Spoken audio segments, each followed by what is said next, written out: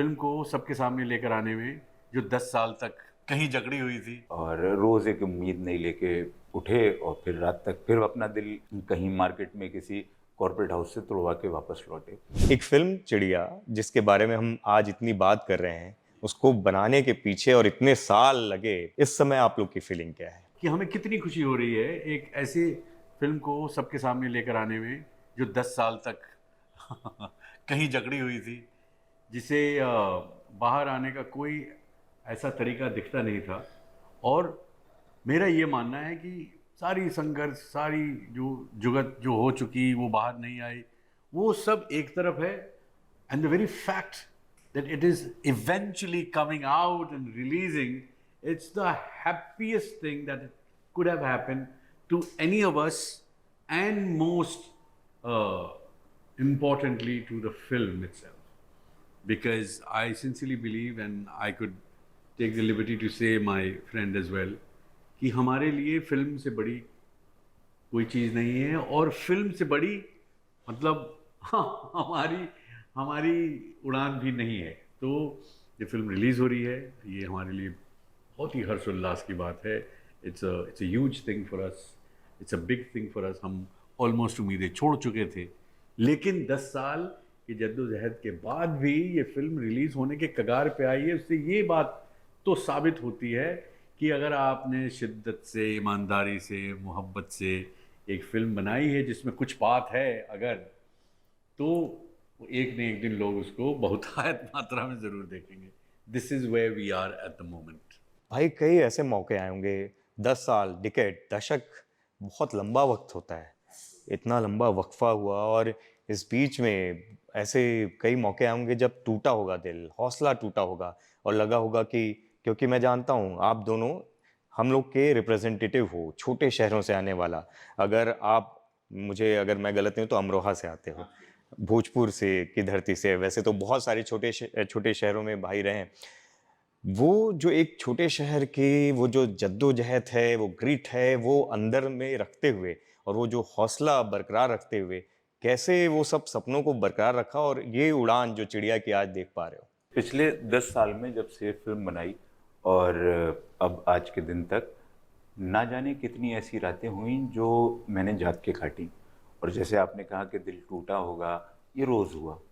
और रोज़ एक उम्मीद नहीं लेके उठे और फिर रात तक फिर अपना दिल कहीं मार्केट में किसी कॉर्पोरेट हाउस से तुड़वा के वापस लौटे। और ऐसा बहुत बार हुआ। लेकिन क्योंकि और जैसा आपने कहा कि छोटे शहर से आए, तो छोटे शहर से आने के बाद सिर्फ स्ट्रगल ये नहीं होता कि फ़िल्म बनानी है। हमारा स्ट्रगल इससे थोड़ा सा पहले से शुरू होता है। वो स्ट्रगल ये होता है कि हमें एक छत चाहिए, वो स्ट्रगल ये होता है कि एक बिस्तर भी चाहिए, वो स्ट्रगल ये होता है कि हमें खाना भी चाहिए। और जब ये 3 चीज़ें हमें मिल जाती हैं, फिर उसके बाद हम फिल्म बनाना या काम करना या उसके लिए निकलते हैं। अब जब फिल्म बनाने के लिए निकले और फिल्म बनाई, सब कुछ हुआ, सब लोग साथ आए, सब बना हमारा और हमें लगा कि हमने एक ठीक फिल्म बनाई है। लेकिन फिर उसको हम रिलीज़ नहीं कर पाए। और रिलीज़ ना कर पाने के बहुत सारे रीज़न रहे। बहुत, आप जानते हैं कि ये बहुत डिफ़िकल्ट है इंडस्ट्री में एक इंडी फिल्म को, जो कि बाकी एकदम रन ऑफ अ मिल नहीं है, या थोड़ा अपनी कोई बात कहने की कोशिश की है जिसमें, तो वो थोड़ा मुश्किल तो था। लेकिन अब क्योंकि इस मुकाम पे हम आ गए कि आज आपके साथ बैठे हैं, तो इस साथ बैठने का जो ये मौका है, ये हमारे लिए बहुत खुशी का है। उससे बड़ी इस वक्त कोई बात नहीं है। मैं सारे पुराने गम अपने भुला चुका हूँ, सारे पुराने पीड़ा, दर्द, दुख सब मिट चुके हैं। अब इस वक्त आपके साथ बात करने का जो मुझे मज़ा आ रहा है कि मैं यहाँ पे दैनिक भास्कर में बैठा हुआ अपनी फ़िल्म के बारे में जनता तक पहुँचने की कोशिश कर रहा हूँ, जिसमें आप मुझे सपोर्ट कर रहे हैं। और इससे बेटर मुझे नहीं लगता कि मैंने कभी भी अपने कोई भी दिन की तवक्को की थी, कोई एक्सपेक्टेशन थी मुझे इससे बेटर। विनय भाई, नवोदित जो निर्देशक होते हैं, डेब्यूटेंट डायरेक्टर्स, बहुत सारे लोगों के बीच में ये कहना है कि जिसका कोई नहीं है यारों, उनका विनय पाठक तो है। और बहुत I feel so bad for them. नहीं, और you have work wonders for them. बहुत सारे, चाहे वो सागर बेल्लारी की बात करें या जितने भी, मतलब मुझे नाम गिनाने की ज़रूरत नहीं है। इवन स्टोरी ओरिएंटेड जो फिल्म्स हैं जिसमें स्क्रिप्ट में दम होता है, उनके लिए आप सुपरस्टार हो, ये तो कहा जा सकता है। और वो बैक करते हो आप, ये बहुत बड़ी बात है। इस स्टोरी में और इस शख्सियत में आपको ऐसा क्या लगा था कि उसके साथ में आप हो चले, और 10 साल, क्योंकि 10 साल में फिर मैं बोलूँगा कि बहुत सारी चीज़ें इवन सिनेमा में, हमारे समाज में बदली हैं। उसके बाद भी इसमें वो शिद्दत से वो ट्रस्ट रखना, वो कैसे रखा?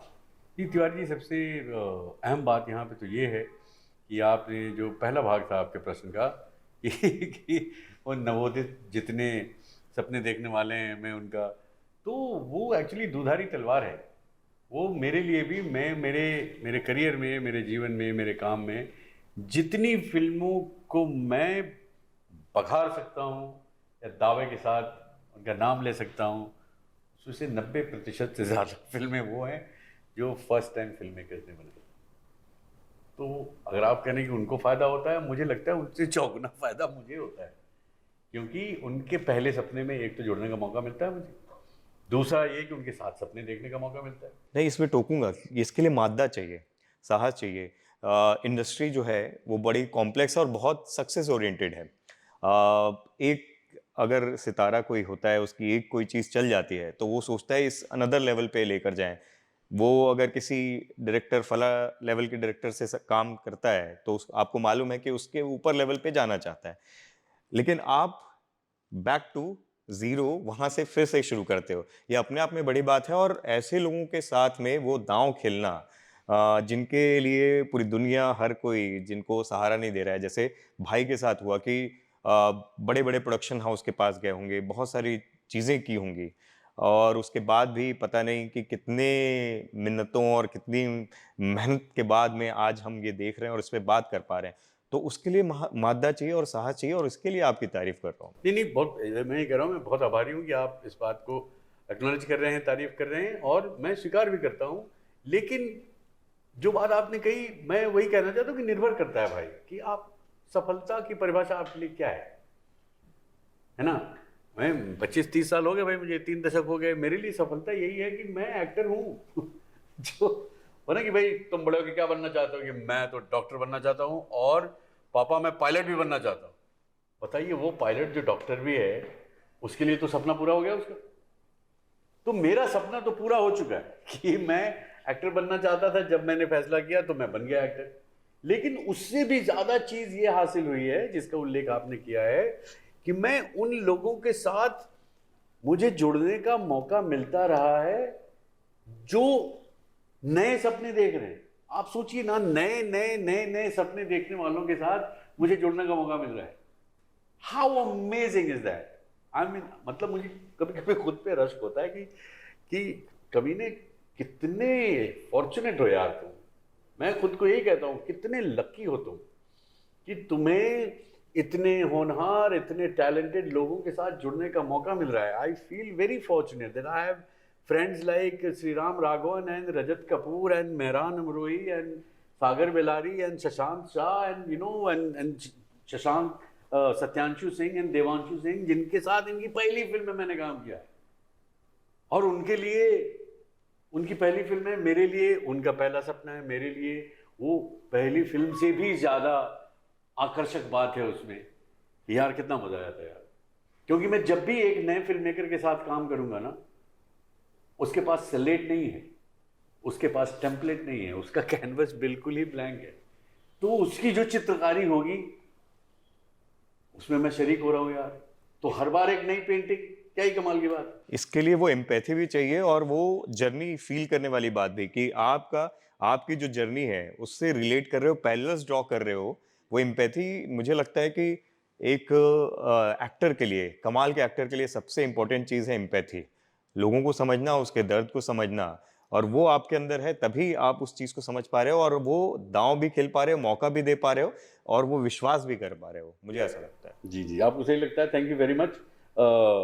But the way I look at things वो ये है कि I keep looking for new stories to be a part of, और मुझे लगता है वो सबसे कठिन है। एक तो है ना कि इंडस्ट्री में पहला काम मिलना बड़ा कठिन है।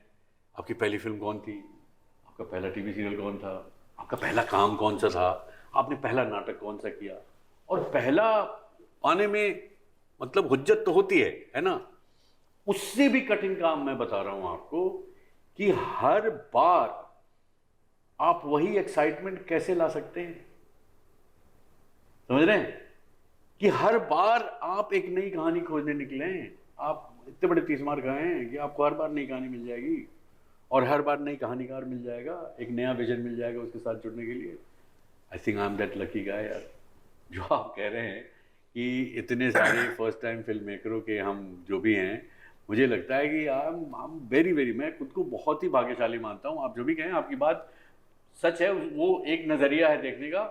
But from my point of view, I have been very lucky in discovering new stories, discovering new storytellers, discovering new visionaries, new directors, new artists to work with. I find it very fortunate. आप कुछ add करना yes चाह रहे हो? मैं sir तो क्योंकि बहुत हम्बल हैं तो वो कभी अपने बताएंगे नहीं। मैं थोड़ा सा इसमें एक ऐड ये करना चाहता हूँ, सिर्फ एक दो लाइन में, कि अगर ये सर इस फिल्म में नहीं होते तो शायद इस फिल्म की शक्ल ये नहीं होती, और जो भी हम कागज़ पे लिखा था वो कागज़ पे लिखा ही रह जाता। सर जब आए, सर ने आने के बाद इतना आउट ऑफ द वे, क्योंकि उनको अंदाज़ा होगा, सर ने मुझसे पहले बहुत सारे जैसे कि कहा कि न्यू कमर डायरेक्टर्स के साथ काम किया है, तो टेक्निक के लिए, सब चीज़ों के लिए उनको अंदाज़ा होगा कि कौन कितना इस चीज़ को समझता है। सर ने आउट ऑफ द वे जाके उन चीज़ों का भी मेरे लिए बहुत ख्याल रखा, और ऐसी कभी भी एक बार भी सेट पे ऐसा हम लोगों का नहीं हुआ कि सर ने कोई भी चीज़ के लिए मुझे मना कर दिया हो। सर ने इनफैक्ट इतनी मेहनत की इस फिल्म को बनाने के लिए, अगर सर उस फिल्म में नहीं होते, अमृता सुभाष इस फिल्म में नहीं होती, तो शायद ये फिल्म मैं बना नहीं पाता। और मैं इन दोनों का बहुत शुक्रगुजार हूँ। अमृता आज इस वक्त यहाँ इंटरव्यू में नहीं है हम लोगों के साथ, लेकिन मैं उनका भी बहुत शुक्रगुजार हूँ, विनय पाठक सर का भी बहुत शुक्रगुजार हूँ कि इन लोगों ने इस फिल्म में जुड़ के इस फिल्म को खूबसूरत बना दिया। आपके वो जब आवाज़ की जो गर्माहट है ना, उसके वो इमोशंस बता रहे हैं कि आप क्या मायने रखते हैं और सर आपके लिए क्या मायने रखते हैं या अमृता जी क्या मायने रखती हैं। हाल फिलहाल में बहुत सारे फिल्म मेकर्स और एक्टर्स ने, जो थोड़े से ठोस लोग हैं, जो मैं जिनको पढ़ा लिखा समझता हूँ या जिनको दुनियादारी के बारे में पता है, वो ये कहते हैं कि हम अपने राइटर्स को सेलिब्रेट नहीं कर पा रहे हैं। हम हमारी जो कहानियाँ हैं अपने बीच की वो ला नहीं पा रहे हैं। बहुत सारी जो कहानियाँ हैं या प्रोजेक्ट्स बनाए जा रहे हैं वो बैंड्रा सेंट्रिक हो गए हैं। तो जब तक इस तरह की चीज़ें निकल के नहीं आएँगी, अमरोहा से कोई मेहराम भाई नहीं निकल के आएँगे या भोजपुर से कोई विनय भाई नहीं निकल के आएँगे जो नए राइटर्स, नए डायरेक्टर पर भरोसा दिखा पाएँ, तो मुझे नहीं लगता कि फिर वो जो ये जो बहस है बैंड्रा सेंट्रिक और प्रोजेक्ट्स वाली वो ख़त्म हो पाएगी। आप लोगों का इस चीज़ में जो बहस है और ये जो हाल फिलहाल में चर्चा का केंद्र बना हुआ है, इस पर क्या कहना है? भाई मैं यही कहूँगा कि वो जो कह रहे हैं वो गलत नहीं कह रहे हैं। और ये आज से नहीं, ये तो परंपरा रही है कि हम जितना सेलिब्रेट, मतलब आडंबर नहीं कहूँगा मैं, लेकिन जो बाह्य है, जो बाहर से दिखता है, जो जो एक्सटर्नल विजन में है, उसको सेलिब्रेट करना आसान भी होता है क्योंकि दिख रहा है भाई, है ना, कि क्या ही तो मुगल आजम के गाने थे और क्या ही तो एक्टिंग थी और क्या ही डायरेक्शन था। लेकिन मुगल आजम के लेखक की बात बहुत कम होती है, मैं नहीं कह रहा हूँ कि बिल्कुल ही नहीं होती है। तो वो एक उदाहरण दे रहा हूँ मैं। लेखकों को सेलिब्रेट करना, जैसा कि आपने कहा, आई think it's a great term that not just acknowledging them, but to celebrate them. How do you celebrate your writers? एक बहुत पुरानी किंवदंती है कि जब प्रेमचंद का निधन हुआ तो वो he was a pauper, कि गरीब थे, वो वहां डूब गया पैसा, प्रेस में नहीं चला, ये फलाना ढिमकाना। वो बंबई भी आए थे, वो भी आए थे, आपको पता है प्रेमचंद साहब भी आए थे मुंबई में स्क्रीन प्ले राइटिंग करने। ये न्यूज़ है, ये तथ्य है। और 1 साल का उन्होंने कुछ गुंडी साइन किया था, वो 1 साल भी नहीं टिक पाए, वो 9 या 10 महीने में ही वो चले गए वापस, और 3-4 साल के बाद उनका निधन भी हो गया था। बट मेरे कहने का मतलब है कि I think it's high time we celebrated our writers, because एक राइटर और एक एडिटर जिनकी ज़्यादा बात नहीं होती फिल्म मेकिंग में, लेकिन उनका जो योगदान है एक फिल्म को बनाने में, it's a lion's share is all I can say, and I think it's high time we did celebrate. अगर फिल्म के सफ़र को देखें किसी भी, तो मुझे ऐसा ख्याल मुझे मालूम देता है कि फिल्म में जो जिस वक्त में जुड़ रहा है उसमें जो सबसे पहले जुड़ा है वो बेचारा सबसे कमज़ोर बन जाता है, और जो आते आते आते सबसे आखिर में जुड़ता है वो सबसे मजबूत होता है। तो एग्जिबिटर जो है वो सबसे मजबूत पोजीशन में होता है और राइटर सबसे वल्नरेबल पोजीशन में इट्स होता अ है। Funny one. और उससे भी मजबूत होता है जो लास्ट में दर्शक आगे देखता है, वो जज हो जाता है, ठीक है ना, वो सबसे साहसी शक्तिशाली। तो ये तो है कि राइटर्स का नहीं, बेचारे वो उनको फिल्म इंडस्ट्री में वो जगह मिल पाती है। कुछ ग्लिम्स तो मैंने देखी है और बहुत कमाल लग रही थी, खासकर जो आप और अमृता जी के बीच में जो बातचीत है, और काफ़ी कुछ उसमें बयां हो रहा था। लेकिन फिर भी, क्योंकि मुझे मालूम है हर किरदार को आप अलग तरीके से, उसकी एक कहानी, उसका एक प्रिपरेशन, उसकी एक जो उसके अंदर की जो जान है वो आप अलग तरीके से लेकर आने की कोशिश करते हो। इस किरदार के बारे में बताइए, और ये जो कुछ अलग आपके साथ जो उम्मीद रहती है हर बार, किस कदर इसमें डाला गया? देखो यार, सबसे पहले तो मैं थैंक यू इनको बोलना चाहूँगा, क्योंकि मुझे नहीं लगता है कि मुझे स्पॉट बॉय के रोल में और कोई कास्ट करता। अब समझ रहे मैं क्या कह रहा हूँ? क्योंकि स्पॉट बॉय का रोल है, वो चौल की एक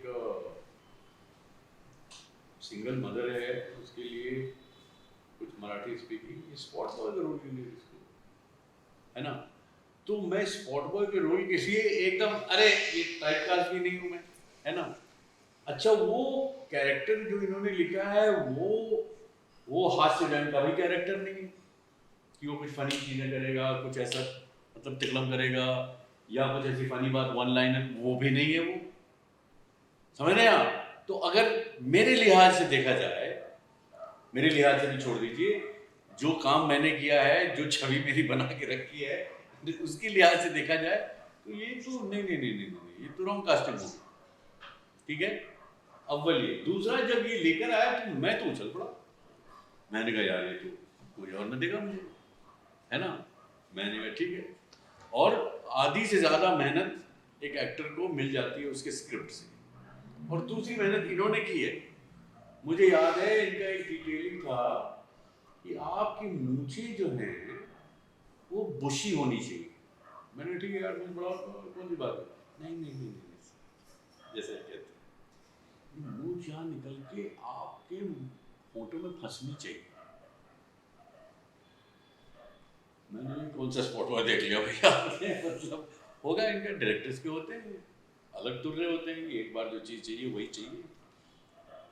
ठीक है यार, मैंने बढ़ाई, मतलब जब तक ये मैंने फिल्म की है, मैंने कई बार खाना खाते खाते अपनी खुद की मूंछ खाई है, because he wanted that, he didn't want to see my upper lip. It's an image, it's his image, it's a vision, it's his vision. I had to abide by that vision. समझ रहे हैं मैं क्या कह रहा हूँ? तो बढ़ा के यहाँ पे मतलब कभी कभी मुझे कोफ्त होती थी कुछ बोलने में, फंस जाता था इधर, है ना? बात करते करते खाना खाया तो मतलब पूछिए ही मत। But his conviction of that vision is what I admire the whole process for, because this is first film. मैं कहता यार ऐसा नहीं होगा, मैंने देखा है ना, कितने से बड़े हुए देखे हैं आपने अगर 5 देखे हैं तो मैंने 75 देखे, ठीक है ना?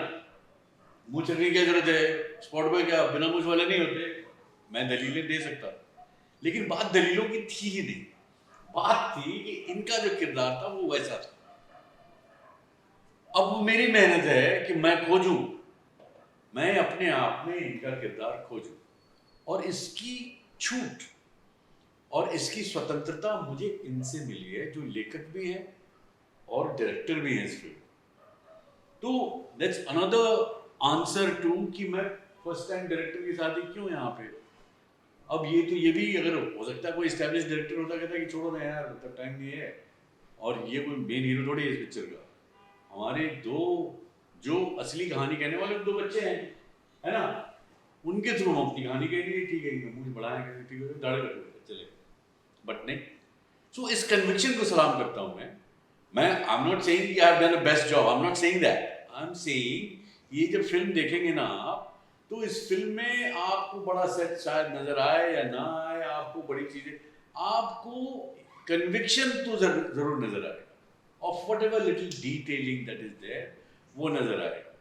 एक उस फिल्म मेकर का मतलब जिद्दी कन्विक्शन नजर आएगा कि जो कहानी वो कहना चाहता था उसने वही कहानी कही है। उसने इस कहानी में आपका नजरिया और आपका नजरिया और आपका नजरिया सुन के लिया कान में, लेकिन उन्होंने बात वही की है जो उनको कहना था। ये जो आत्मसमर्पण है पूरी तरीके से डायरेक्टर्स के कन्विक्शन के साथ में अपने आप को न्यौछावर कर देना, इसके लिए भी साहस चाहिए। I completely agree with you, but इसके साथ एक और चीज चाहिए, the understanding of completely submitting. और उसका जो एक बार आपने नियंत्रण खो लिया ना, तो उसका जो मजा है, द जॉय है कि आप फ्री फॉल पे हैं, आप कुछ नहीं कंट्रोल कर सकते, वो किसी और के हाथ में है। Then that ride becomes something else. You have to believe in that ride.